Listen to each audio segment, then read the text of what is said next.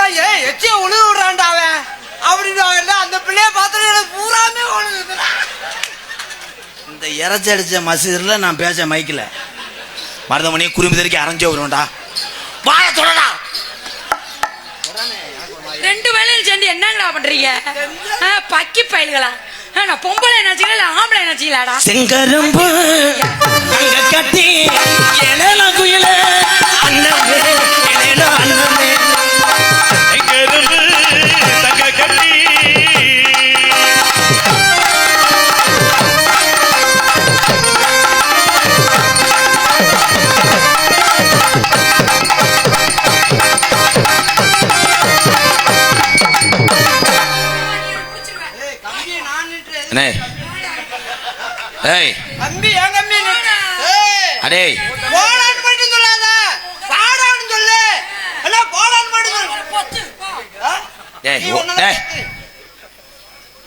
உடம்புக்கு இவ்வளவு